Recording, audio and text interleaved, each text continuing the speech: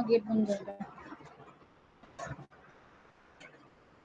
Yes. Now see the difference between the marketing and the selling. We have already covered yesterday the difference between the marketing and selling. Next is the marketing environment. आप please जो मैंने आपको file PDF में send की है उन्हें भी देखते रहिए, और जिसे नोट डाउन करना है आप वो प्लीज नोट डाउन भी करें, ठीक है, कि ताकि आपको जो शॉर्ट पॉइंट में उन्हें क्लियर कर सकें। लिखा है कि मार्केटिंग एनवायरनमेंट क्या है। द मेन थिंग कि आप सबसे स्टार्टिंग में मुझे ये बताओ कि एक बिजनेस है, उस बिजनेस के एनवायरनमेंट में कौन कौन इंक्लूड है? एनीवन? कि उस बिजनेस के एनवायरनमेंट में कौन कौन इंक्लूड है?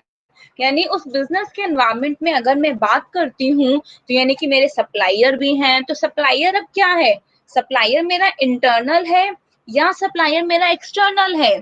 तो अगर मैं बात करती हूँ मेरे पास सिंपली टेक्नोलॉजी मेरी इंटरनल है या मेरी एक्सटर्नल है? मैं बात कर रही हूँ प्राइस की, प्लेस की, ह्यूमन रिसोर्सेस की, एम्प्लॉइज की, जो क्या कर रहे हैं, वर्क कर रहे हैं, जो काम कर रहे हैं, मैं उसकी बात कर रही हूँ। तो वो क्या है, वो क्या इंक्लूडेड है या नहीं? सो अवर द मार्केटिंग एनवायरनमेंट का हमारे पास मतलब क्या होता है? इसे सिंपल मतलब है कि जो भी इंटरनल एनवायरनमेंट होगा और जो भी हमारे पास एक्सटर्नल एनवायरनमेंट है, यानी marketing environment divided into the two parts. Number 1 is the internal environment and second is the external environment. internal environment का मतलब क्या होता है? देखो, अगर मैं बात कर रही हूँ इंटरनल एनवायरनमेंट में बताओ क्या क्या इंक्लूड होंगे? ठीक है, चैट बॉक्स भी है, उस पर भी आप कमेंट कीजिए कि हमारे इंटरनल एनवायरनमेंट में क्या क्या इंक्लूड होंगे। जैसे कि हमारा प्रोडक्ट, हमारे एम्प्लॉयज, ह्यूमन रिसोर्सेज, हमारा पीपल, प्रोसेस, पैकेजिंग कैसे करनी है, ठीक है, फिजिकल डिस्ट्रीब्यूशन कैसे होगा, physical distribution, and then share holders हमारे पास कौन कौन से हैं. So marketing environment divided into the two parts. The number 1 is our the internal, and internal environment is the controllable. We can control the internal environment. ठीक है, हम अपने इंटरनल एनवायरनमेंट को कंट्रोल कर सकते हैं. नेक्स्ट है external environment. External environment is not controllable, it is uncontrollable. External environment मेरे पास क्या है? Uncontrollable है, उसे हम कंट्रोल नहीं कर सकते. So it divides into micro and macro. तो ये दो पार्ट में आप प्लीज नोट डाउन कर लीजिए, क्योंकि जब कभी भी मैं आपको कहूंगी कि आपको अपने नोट्स मुझे सेंड करने हैं तो सभी को सेंड करने होंगे, ठीक है. तो एक्सटर्नल एनवायरनमेंट बाबू अनकंट्रोलेबल एनवायरनमेंट है, ठीक है, या जो मैंने आपको पीडीएफ सेंड किया है उसमें देखिए. तो it divides into micro and macro. तो एक्सटर्नल एनवायरनमेंट मेरा दो टाइप में डिवाइड है, यानी कि माइक्रो में, मैक्रो में. जैसे कि मानसी ने कहा था एम्प्लॉय का, तो एम्प्लॉय मेरा इंटरनल का पार्ट है. अब बात करती हूँ माइक्रो में कौन कौन से होते हैं. देखो, एक्सटर्नल में भी हमने उनको टाइप्स में क्यों डिवाइड किया? कि जो बिल्कुल ही हमसे जस्ट, ये क्या है कि जैसे सप्लायर आता है ना, सप्लायर यानी कि बाहर से हमें गुड्स को हमारे बिजनेस में देने के लिए आता है, ठीक है. मार्केट इंटरमीडियरीज, तो ये जस्ट कॉन्टेक्ट में है हमारे इंटरनल एनवायरनमेंट के. तो जो भी हमारे पास जस्ट कॉन्टेक्ट में है हमारे इंटरनल के, है तो एक्सटर्नली है, तो मतलब क्योंकि हम अब भाई सामने जो है सप्लायर वो मना कर दे कि हम आपको गुड्स नहीं दे रहे, तो क्या हमारा उसके ऊपर कंट्रोल है? नहीं, उसके ऊपर हमारा कोई भी कंट्रोल नहीं है. यानी कि माइक्रो एनवायरनमेंट हमारा इंक्लूड्स करता है क्या? सप्लायर, ठीक है, मार्केट इंटरमीडियरीज यानी कि जिनका जस्ट कॉन्टेक्ट है, एंड देन द कस्टमर्स भी कोई ना कोई एक दो तीन, ठीक है, जो भी बिजनेसेस में रोजाना डेली बेस पे तो आते ही हैं। एंड देन हम बात करते हैं कॉम्पिटिटर्स की, कॉम्पिटिटर्स का, क्योंकि देखो कॉम्पिटिटर्स के भी हमारे पास जस्ट एक्सटर्नल है, इसीलिए माइक्रो का है। कैसे है ये, मान लीजिए कि जैसे जब हम बात कर रहे हैं सिंपल कॉम्पिटिटर्स की, क्योंकि कॉम्पिटिटर्स का मूव कैसे है, कॉम्पिटिटर्स ने ये इतना डिस्काउंट रखा है, कॉम्पिटिटर्स ने ट्राई किया है। जनरली कोका और इन सब में जितनी भी सारी कोल्ड ड्रिंक्स हैं, इन सब में यही चीजें होती रहती है, ठीक है, ये डिस्कशंस होता रहता है, ठीक है, और ये कोई डिस्कशंस नहीं है, एम्प्लॉइज आपस में डिस्कस करते हैं कि जो हमारे अदर कॉम्पिटिटर्स हैं उन्होंने कितना प्राइस रखा है और हमें कितना रखना है। अब नेक्स्ट है पब्लिक, ठीक है, पब्लिक भी कि जिस तरीके से, ठीक है, ये भी हमारे एक माइक्रो का ही पार्ट है, क्योंकि उसका भी कहीं ना कहीं कांटेक्ट होता है। अब हम बात करते हैं मैक्रो में, कि मैक्रो में क्या क्या इंक्लूड करेगा। तो देखो मैक्रो का मतलब है कि वो भी एक्सटर्नल तो है ही, लेकिन उसका थोड़ा सा कांटेक्ट इमिडिएटली कांटेक्ट नहीं होता। अब जैसे कस्टमर्स हैं, तो कोई ना कोई कस्टमर्स मान लो 2 दिन नहीं आया, 1 दिन नहीं आया, तो मतलब 1 वीक नहीं है, तो कोई ना कोई तो आएगा ही। तो ऐसा नहीं कि बिल्कुल भी बिजनेस का अपने कस्टमर के साथ लिंक नहीं है, एटलीस्ट सप्लाई के साथ तो लिंक होगा। पर अब हम बात कर रहे हैं टेक्नोलॉजी की, इकोनॉमिक की, legal, political, social, cultural, demographic, इन सब का लिंक थोड़े होता है ये, पर बहुत ज्यादा नहीं होता इंटरेक्शन। कि जैसे मान लीजिए लीगल में कि एक लॉ बन गया, ऐसे मैंने आपको ये कल कहा था कि जितने भी सारे हार्मफुल हमारे प्रोडक्ट्स होते हैं, उनमें ये मेंशन करना कंपलसरी होता है कि ठीक है ये हमारी हेल्थ के लिए क्या है, इंजूरियस है। कि जैसे कोई भी सिगरेट है या ये चीजें हैं, उसमें लिखा होता है, क्योंकि बिकॉज वो जो बनाने वाले हैं वो अपने हिसाब से, ठीक है, वो अपने अकॉर्डिंग या अपने मन से उस चीज को टैग को नहीं लगाते। तो एक बार गवर्नमेंट ने लॉ निकाल दिया तो वो फिर इम्प्लीमेंट होता रहेगा, तो हमें उसको डेली बेस पे, ठीक है, उनसे कॉन्टेक्ट करने की इतनी रिक्वायरमेंट नहीं है। एक बार लॉ आया, हमने उसको इम्प्लीमेंट कर दिया, बात खत्म। लेकिन अगर हम सप्लायर्स की बात कर रहे हैं, ठीक है, कॉम्पिटिटर्स की बात कर रहे हैं, तो इनका लिंक होता है और इनका कंटिन्यूअसली बेसिस पर ही, ठीक है, लिंक होगा। So internal environment which is controllable and include the all 7 P's। So internal environment जो कि कंट्रोलेबल है और जो कि ऑल 7 P करेगा, इंक्लूड करेगा। तो ऑल 7 P में ध्यान, इसीलिए थोड़ा सा कि आपको कंफ्यूजन ना हो कि आपके एग्जाम में इंटरनल है पार्ट, आपको 4 ऑप्शंस में दे देंगे और फिर कहेंगे कि एनवायरमेंट का ये कौन सा क्या है पार्ट है, ठीक है। हमें इनके 7 P's को लर्न करना है। 7 P's में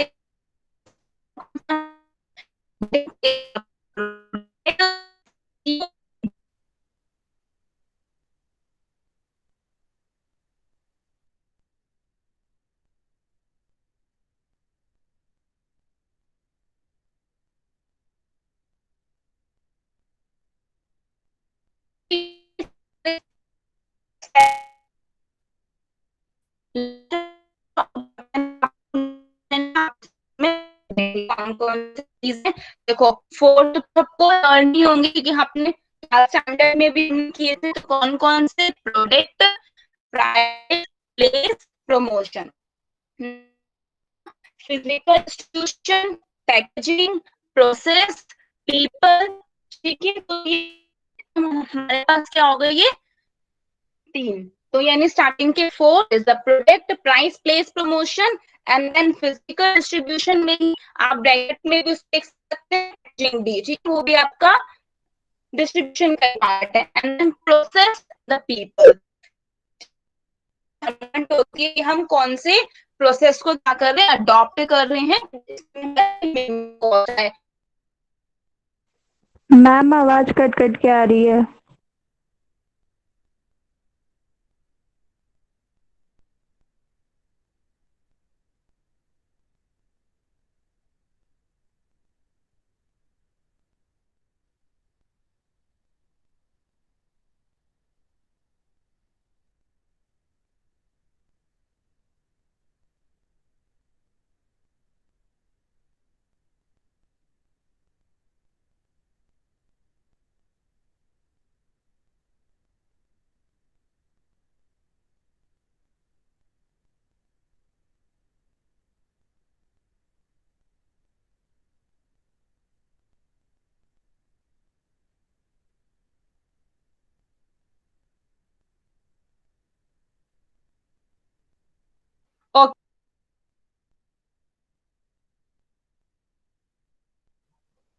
ओके बाबू, कनेक्टिविटी लॉस्ट हो गई थी।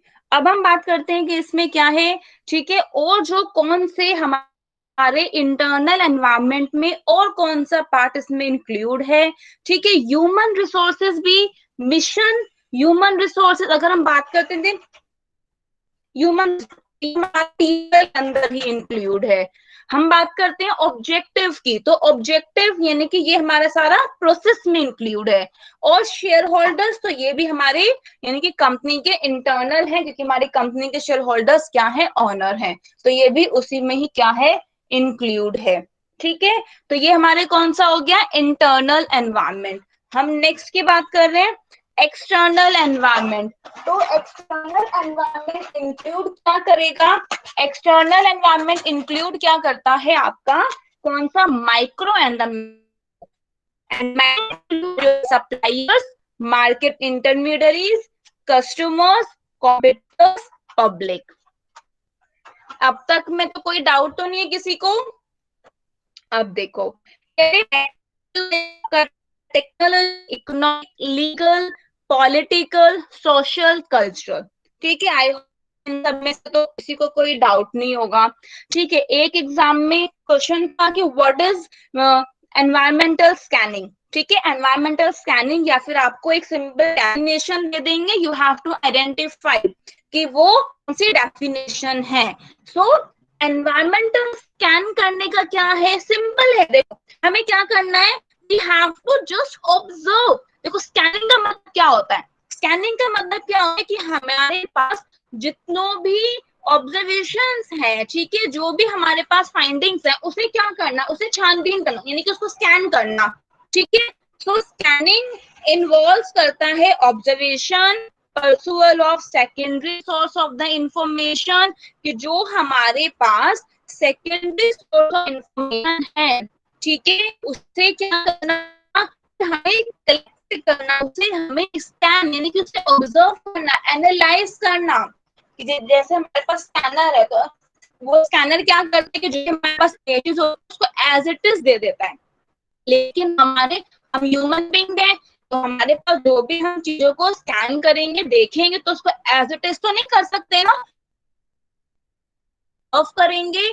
ठीक है, तो स्कैनिंग इन्वॉल्व करता है observation, परसुअल of secondary sources of information. So information, ठीक है, सेकेंडरी सोर्स ऑफ इंफॉर्मेशन जो भी है, ठीक है, कि जो भी आपको कहीं से भी इंफॉर्मेशन आपको मिल रही है, तो उसे क्या करना, आपको बताना, छानबीन करना। तो एनवायरमेंटल स्कैनिंग इज दिस। तो environmental scanning nowadays becomes an important part in our business. Why? Because our business exists the environment and we have to know what is going on in our environment. So that is why the scanning is important. इनको collect करना है। मान लीजिए government ने 2 दिन बाद एक law change कर रही है, ठीक है, कि अब इसमें आपको अपने प्रोडक्ट में 2-3 टैगलाइन जो है इनको डिस्क्राइब करना है, ब्रीफली डिस्क्राइब करना है। अगर हम अनअवेयर रहेंगे एनवायरनमेंट के बारे में, तो मैं अपने उस प्रोडक्ट में कोई भी चेंजेस को नहीं कर पाऊंगी, और अगर मैं चेंजेस को नहीं कर पाऊंगी, मेरी लीगल रिक्वायरमेंट नहीं हो पाएगी फुल, तो मुझे कहीं ना कहीं प्रॉब्लम फेस करनी पड़ेगी या मुझे पेनल्टी पे करनी पड़ेगी। तो इसका मतलब एनवायरनमेंट की स्कैनिंग करना हमारे यानी कि बिजनेस के लिए क्या है, इंपॉर्टेंट है। सो इसीलिए आपके पास यूनिट 1 में क्या है, मार्केटिंग एनवायरनमेंट। ठीक है, बताओ सबसे स्टार्टिंग में अब तक के में किसी को कोई डाउट तो नहीं है, कमेंट बॉक्स पे आप पूछ सकते हो। ठीक है, तो देखो क्या है, environmental scanning is a process of collecting information. तो यानी कि ये कैसा प्रोसेस है, of collecting information about the forces in the marketing environment. So marketing environment में जितने भी सारे फोर्सेस हैं, कि चाहे वो हमारे पास सप्लायर हो, मार्केट इंटरमीडियरीज हो। मान लीजिए आपको ये पता लगता है कि जो सप्लायर है जिनसे आप गुड्स ले रहे थे, अब उसको हाई कर दिया, कि अगर आपको अचानक से लगेगा, तो आप अल्टीमेटली तो आपको क्या करना पड़ेगा, उससे नोट्स लेने पड़ेंगे। पर आपने देखा स्टार्टिंग में ही कि 2 दिन आपने स्टार्टिंग में देख लिया कि मेरा जो रॉ मटेरियल है वो खत्म होने वाला है और अब मैं इस सप्लायर से लूंगा या लूंगी तो मुझे बहुत कॉस्टली आएगा, यानी कि मेरी कॉस्ट बढ़ जाएगी, तो मुझे कोई दूसरा सप्लायर देखना चाहिए। तो ये सब हमारा एनवायरमेंटल स्कैनिंग का पार्ट है, ठीक है। तो एनवायरमेंटल स्कैनिंग में हमें इंफॉर्मेशन को कलेक्ट करनी होती है। तो जितने भी हमारे मार्केटिंग एनवायरमेंट में फोर्सेस हैं, यानी जितने भी हमारे मार्केटिंग एनवायरमेंट में कंपोनेंट हैं, चाहे वो हमारा इंटरनल हो या एक्सटर्नल, लेकिन एनवायरमेंटल स्कैनिंग हमेशा एक्सटर्नल की होती है, तो हम मेन कंसर्न एक्सटर्नल एनवायरमेंट के लिए करते हैं। Clear? So is a process of collecting the information about the forces in the marketing environment. Scanning involves observation. Scanning क्या involve करता है? Observation, pursuit of secondary source of information. अब है कौन कौन सी इंफॉर्मेशन, अब मेन चीज है आपको आइडियाज जो चीज होती है वो कहाँ से लगती है पता, आपको लगती है पता बिजनेस से, अपनी गवर्नमेंट की पब्लिकेशन से, गवर्नमेंट की वेबसाइट से, गवर्नमेंट ने क्या ठीक है स्टेट किया है, ट्रेड पब्लिकेशन, न्यूज़पेपर से, मार्केटिंग रिसर्च एफर्ट्स करके आपको ये स्कैनिंग के बारे में पता चलता है। तो ये सब आपका सोर्सेस था, ठीक है। मार्केटिंग एनवायरनमेंट मैंने आपको एक्सप्लेन किया, इंटरनल हमने किया, हमने एक्सटर्नल का कंपोनेंट स्टडी किया, ठीक है। आप बेशक पॉइंट्स भी नोट डाउन करते रहिए, हमने कौन कौन से पॉइंट्स कवर किए, हमने एनवायरमेंटल स्कैनिंग कवर किया है, ठीक है। और अगर मैं एक मार्केटिंग एनवायरनमेंट की डेफिनेशन देखो, ये कुछ डेफिनेशन है जो जो मैंने आपको नोट्स में दी, आपको ये करने हैं, इसके अलावा भी करना है, लेकिन ये तो करना ही है क्योंकि ये एक शॉर्ट में मैंने इम्पोर्टेंट का फ्रेम किया था। बहुत बार मैं आपको ये बोल चुकी हूँ कि कुछ भी पॉइंट नहीं छोड़ना।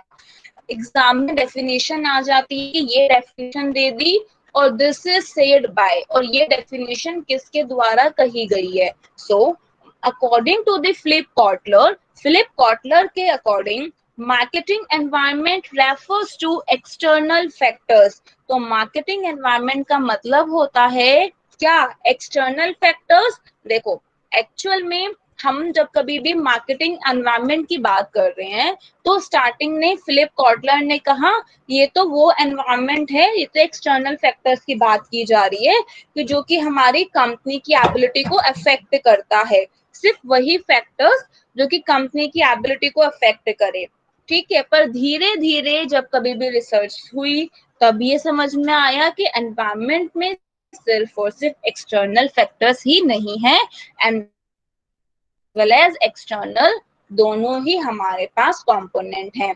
तो अगर आ जाए कि सबसे स्टार्टिंग में एक्सटर्नल फैक्टर्स को ही मार्केटिंग एनवायरनमेंट किसने कहा था, वो हमारा फिलिप कॉटलर ने कहा था। So according to the Philip Kotler, marketing environment refers to external factors that affect the company's ability. ठीक है, वो एक्सटर्नल फैक्टर्स जो कि कंपनीज की एबिलिटी को अफेक्ट कर रहा है to develop and maintain successful transactions and relationships with the target customers, कि टारगेट कस्टमर्स के साथ सक्सेसफुल ट्रांजैक्शंस और रिलेशनशिप्स को मेंटेन करने के लिए। ये तो था हमारे पास सिंपली, डेफिनेशन भी मैंने आपको बता दी और कैसे क्वेश्चंस आते हैं ये भी आपको बता दिया।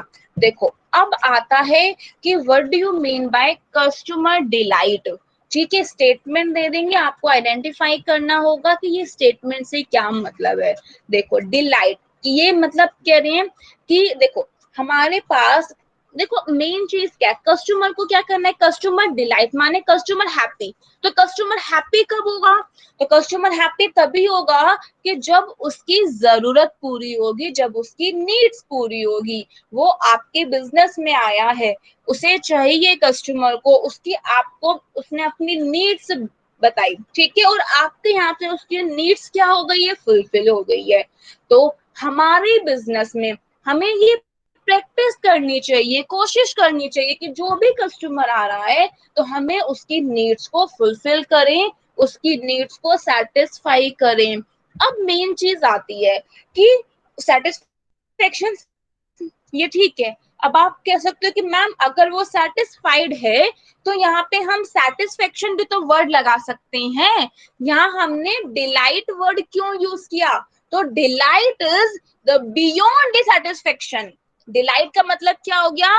बियॉन्ड द सेटिस्फेक्शन, सेटिस्फेक्शन के बियॉन्ड, यानी कि कोई भी कस्टमर है वो इतना सेटिस्फाइड है, हैप्पी है, ठीक है, तो उस कंडीशन में हम कहते हैं कि these are the our customer, या फिर दे आर, ठीक है ना, हैप्पी कस्टमर। तो ये हमारी एक बिजनेस का टारगेट होना चाहिए कि वो जो अपनी एक्सपेक्टेशन लेके आए हैं हमारे पास उससे भी ज्यादा हमें उन्हें सर्विस प्रोवाइड करनी है।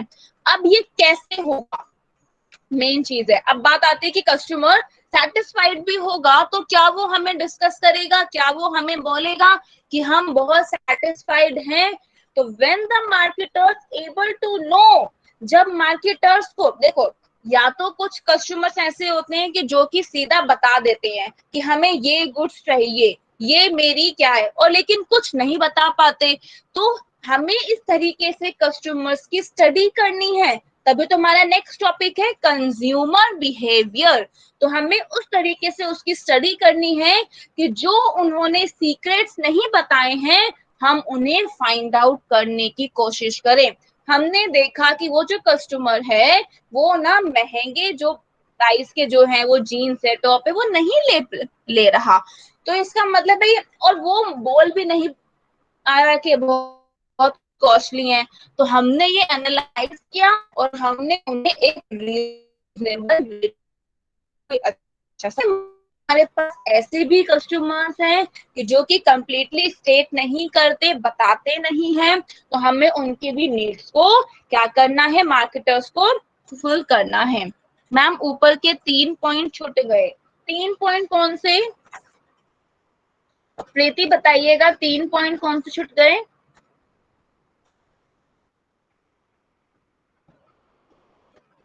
मार्केटिंग में, हाँ मार्केटिंग में 3 पॉइंट।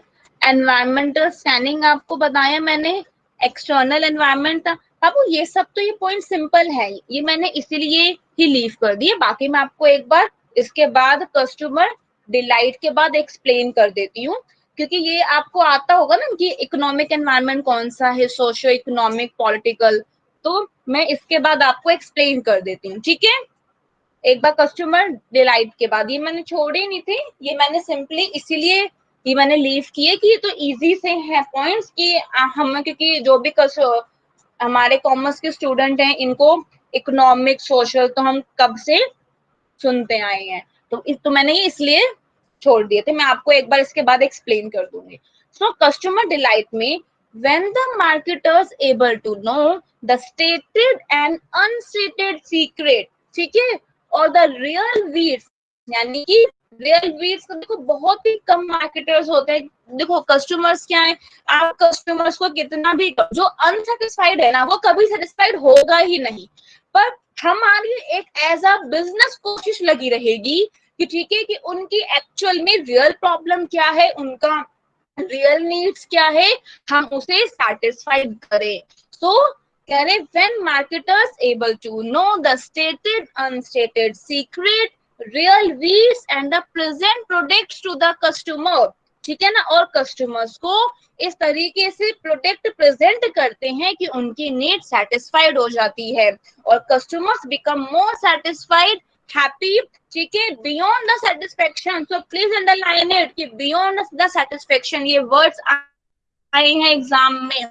सो वी में से बियॉन्ड सेटिस्फेक्शन या बियॉन्ड एक्सपेक्टेशन, ठीक है, when customers get the things, तो यानी कि जो कस्टमर ने सोचा नहीं था उन्हें उससे भी अच्छी चीजें मिल जाती हैं, तो उस केस में हम उन्हें कस्टमर डिलाइट्स कहते हैं। अब देखो क्या होता है, जो ये है, देखो आपके पास एक्सटर्नल एनवायरनमेंट की हमने बात की थी, तो एक्सटर्नल एनवायरनमेंट में मैक्रो का पॉइंट्स हैं तो एक्सटर्नल एनवायरनमेंट में जो मैक्रो का पॉइंट्स है, मैक्रो में हमारे पास इंक्लूड करते हैं कौन कौन से, ठीक है, इकोनॉमिक, टेक्नोलॉजी, लीगल, पॉलिटिकल, ठीक है, सोशल, कल्चर, डेमोग्राफिक और ये सब, ठीक है, हमारे पास ये सारे क्या है, एक्सटर्नल एनवायरनमेंट का पार्ट है। तो अब ये देखो, डेमोग्राफिक का मतलब क्या होता है, तो डेमोग्राफिक का मतलब क्या होता है बाबू, तो डेमोग्राफिक में ये हमारे पास जो भी हमारी इकोनॉमी की क्या पॉपुलेशन की जो स्ट्रक्चर्स होती है, हम उसकी बात करते हैं।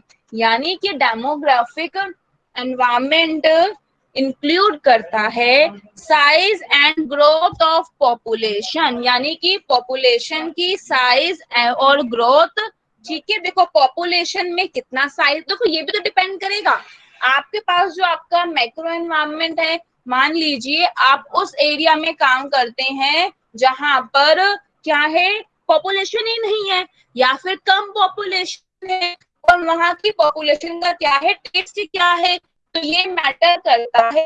एक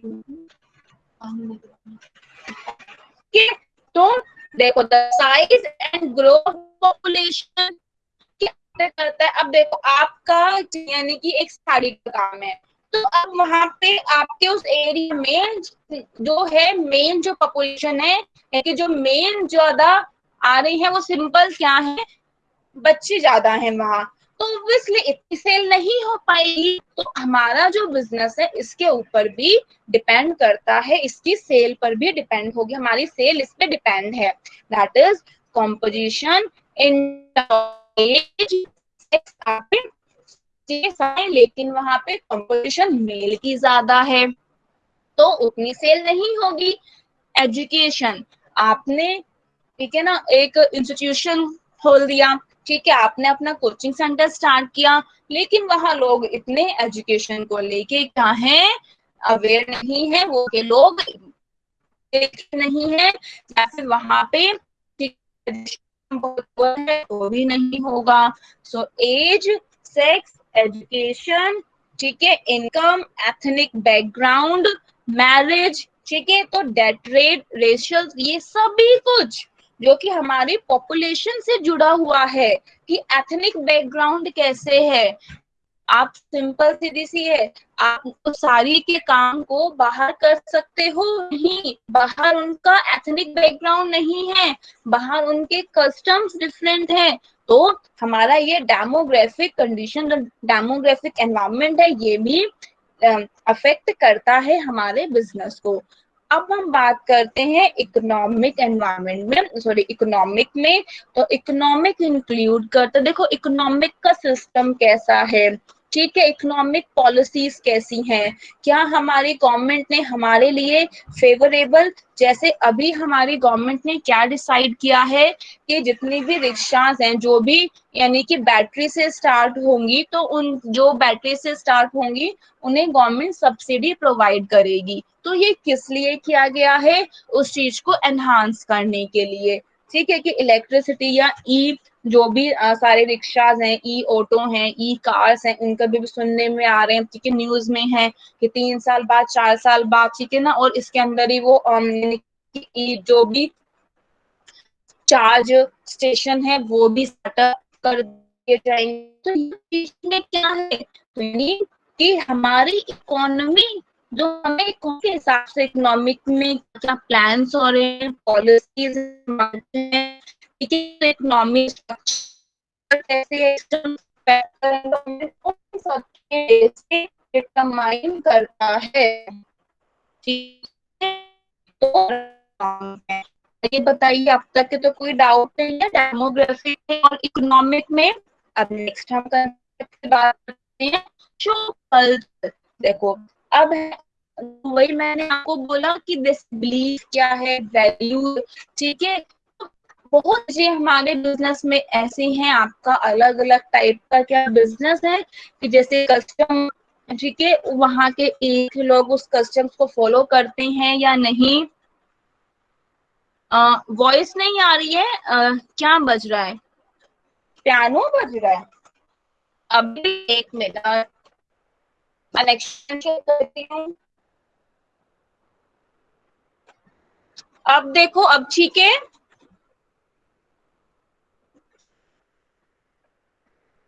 मेरी साइड से पियानो बज रहा है। अब देखो बाबू, अब ठीक है, ये थोड़ा सा ना वाईफाई का होगा, ठीक है, वो हिल जाता है उसका उसका वायर, इसीलिए। तो अब देखो क्या हो गया हमारा, ठीक है, इकोनॉमिक में क्लियर हो गया। अब है सोशो कल्चर में भी, कि जैसे कास्ट स्ट्रक्चर कैसा है। आप जानते हैं कि जैसे मेन तो हमारे पास कि जैसे हिंदू मुस्लिम में है ही, ठीक है, वहां पर अलग अलग मतलब कि जो ड्रेसेस हैं वो अलग यूज की जाती हैं, ठीक है, फीमेल में। और यहाँ फिर हमारे यहाँ पे हिंदू में अलग टाइप की ड्रेसेस यूज की जाती हैं, कि जैसे बुर्का हो गया। तो अगर हमारे यहाँ पे हिंदू एरिया में हिंदू ज्यादा हैं, तो ऑब्वियसली उसकी जो क्या होगी, सेल उतनी नहीं हो पाएगी। तो हमारा सोशल कल्चर भी क्या होगा, डिपेंड करता है। तो social culture that is a custom and traditions, social institutions, beliefs and values all are dependent, ठीक है। तो ये सारे हमारे सोशल यानी कि हमारे क्या है, एंड एक्सटर्नल एनवायरमेंट है। और ये एक्सटर्नल क्यों है, क्योंकि हमारा बिजनेस का इनके ऊपर कोई भी कंट्रोल नहीं है, ठीक है। बिजनेस कहीं भी स्टार्ट हो जाए, ठीक है, अगर वो प्रॉपर स्टडी भी करता है, ये कब हमारे चेंज हो जाए, मेन फैक्टर क्या है कि हमारा डेमोग्राफिक कब चेंज हो जाए।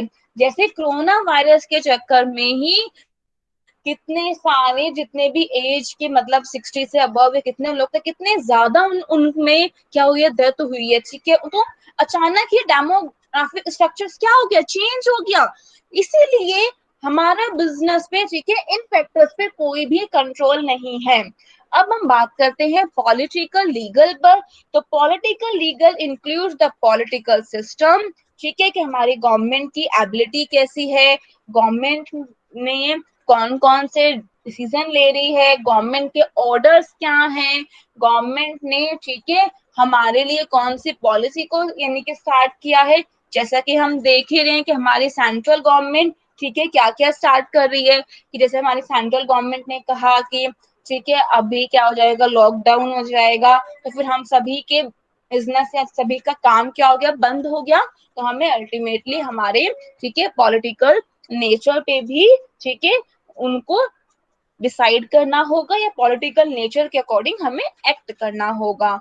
तो नेक्स्ट है टेक्नोलॉजी। ऑब्वियसली आप मान लीजिए आपके पास एक क्या है, फैशन का डिजाइन का आपका अपना एक मतलब शोरूम है, या फिर आपका एक अपना काम है। तो आपको देखना होगा ना कि मार्केट में न्यू न्यू चीजें क्या चल रही हैं। या फिर किसी ने मोबाइल फोन का स्टार्ट किया, तो मोबाइल उसकी जो टेक्नोलॉजी है अब क्या चल रही है, तो उसके लिए आपको रिसर्च करनी पड़ेगी।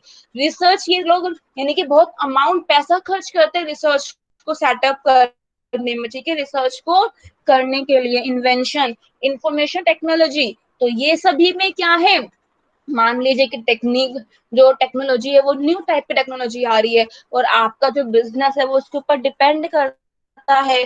तो जो ओल्ड टेक्नोलॉजी आप यूज कर रहे होंगे, तो आपको क्या होगा, रेजिस्टेंस आएगी। इट मीन्स कि आपका जो बिजनेस है इससे अफेक्ट होगा, तो आपको भी न्यू यूज करनी पड़ेगी, ठीक है। तो नेक्स्ट है फिजिकल। फिजिकल में तो आप सभी जानते हैं, जैसे कि हमारे पास नेचुरल रिसोर्सेज हैं, एनवायरमेंटल कंसर्न्स है, इकोलॉजी है, ठीक है, बहुत ज्यादा क्या हो रही है, पॉपुलेशन हो रही है, लोग अपने घर से बाहर नहीं निकल रहे हैं, तो ये चीजें हमारे अदर यानी कि फैक्टर्स में अफेक्ट करती हैं। और वो सारे फैक्टर्स जो अदर एक्सटर्नल फैक्टर्स हैं वो हमारे बिजनेस को अफेक्ट करेंगे।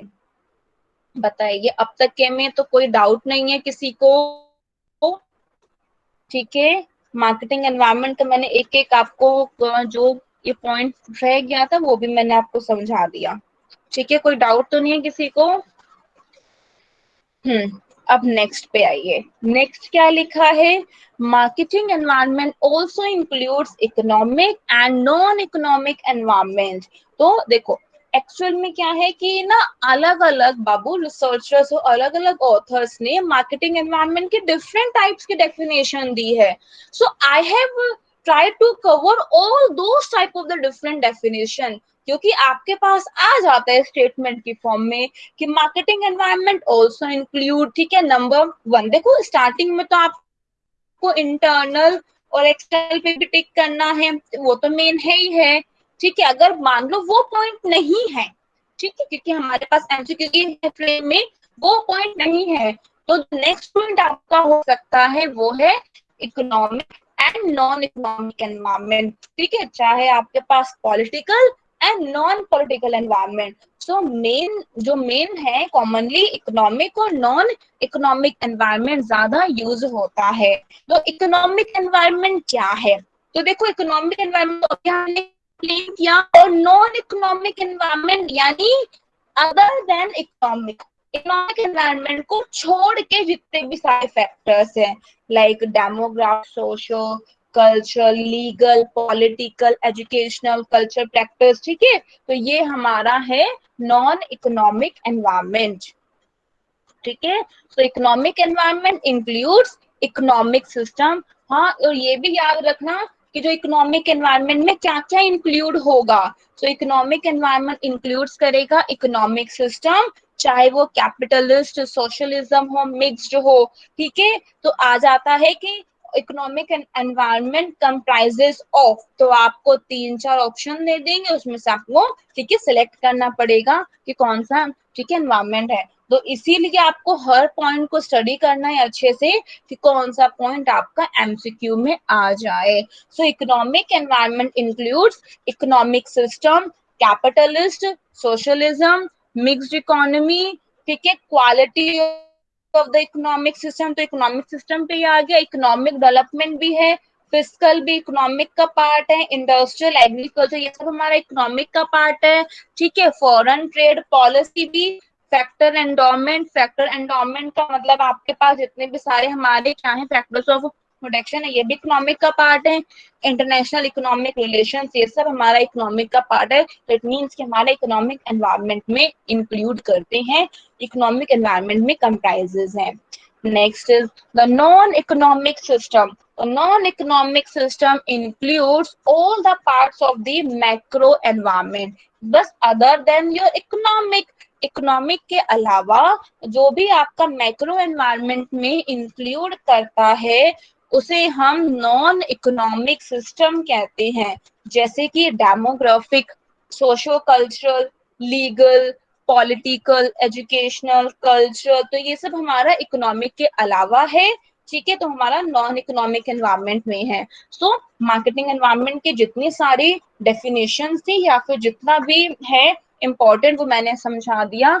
इसके अलावा जो कुछ रह जाएगा वो हम हमारे बुक में से बाद में करेंगे।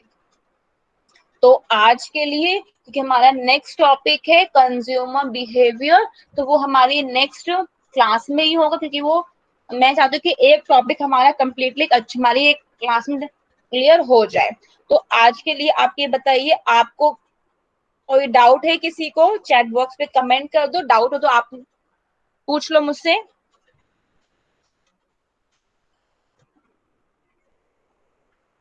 डाउट है कमेंट कर दो, अगर नहीं है तो नो, यस है तो नहीं है डाउट, ओके, सब कुछ क्लियर है।